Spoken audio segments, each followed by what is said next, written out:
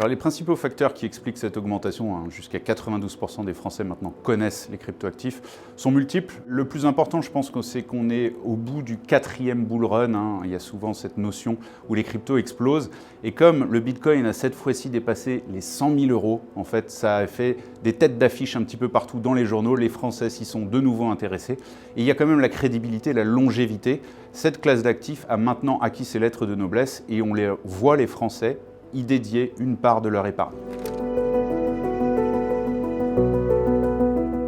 Je pense que les Français ont l'habitude de parler à leurs banquiers lorsqu'il s'agit de leur épargne. Les cryptocurrencies avaient été créées au tout début, les cryptoactifs avaient été créés au tout début pour un moyen de chacun être capable de conserver sa propre épargne. Il s'avère quand même que c'est complexe, que c'est sujet à beaucoup de sujets de cybersécurité et de cybercriminalité et qu'en fait les Français, dans ces cas-là, ils ont envie d'avoir l'acteur en qui ils ont confiance, et c'est les banques. Et c'est pour ça qu'un tiers des Français, maintenant, devant la custody, devant les exchanges, préfèrent que ce soit une banque qui détienne leurs cryptoactifs. Ça dérive directement du fait que la France a été tout de suite leader, avec la loi Pacte, avec la notion de prestataire de services d'actifs numériques. On a eu énormément d'innovations sur la blockchain, nos ingénieurs sont compétents, on connaît les protocoles, on comprend.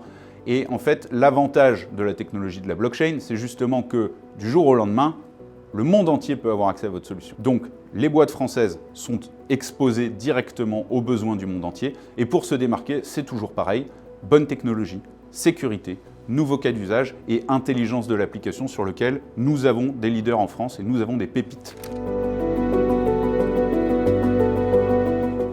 Alors évidemment, quand on parle de Web3, on parle de l'intelligence artificielle. Je pense que absolument tout le monde maintenant utilise au quotidien, peut-être pas, mais quand même, des notions d'intelligence artificielle. Quand on parle des cryptoactifs de la blockchain, c'est une technologie sous-jacente. On ne la voit pas quand on l'utilise. Je pense que les cas d'usage vont se multiplier. On voit déjà beaucoup de cas d'usage dans le paiement instantané grâce au stablecoin.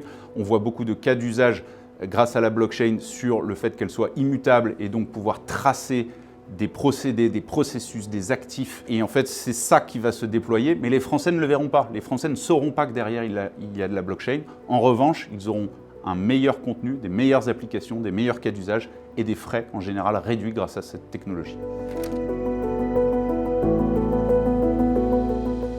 92% des Français connaissent les cryptoactifs. C'est aussi à cause de cette énorme capitalisation, presque 4 trilliards. Et en fait, c'est aussi dû au bull run.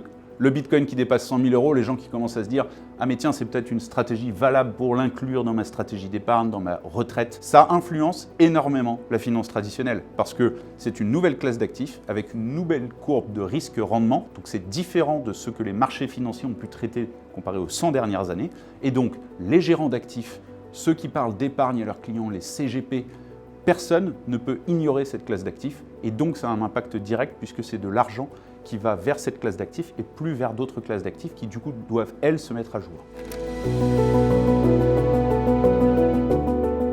Alors c'est un sujet extrêmement important. D'ailleurs, l'étude de la DAN montre cette année une progression, mais ça n'a pas toujours été le cas. La majeure partie des détenteurs de cryptoactifs restent masculins. Chez Delubac, on prend ce sujet très au sérieux. On a une initiative qui s'appelle notamment Delubac, qui a pour vocation d'aider les femmes, les entrepreneuses dans le sujet du Web3 et même de partager leurs expériences, leur expertise sur comment réussir à faire en sorte qu'il y ait plus de parité dans cette industrie qui reste très masculine. Et puis derrière, nous avons aussi par exemple les Duo Days, où on fait partager le quotidien de collaborateurs en situation de handicap avec d'autres collaborateurs, une sorte de vie ma vie avancée qui a eu énormément de succès, d'ailleurs qui a déclenché beaucoup de fou rire et une excellente ambiance chez Delubac.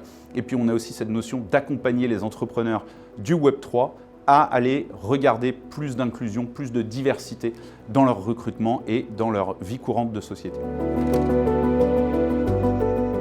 Chez Delubac, la banque centenaire, ça fait 100 ans qu'on innove, ça fait 3 ans qu'on est sur les cryptocurrencies, ça fait 3 ans qu'on accompagne toutes les entreprises françaises du Web3 en tant que clients corporate, mais aussi dans leurs besoins de crypto.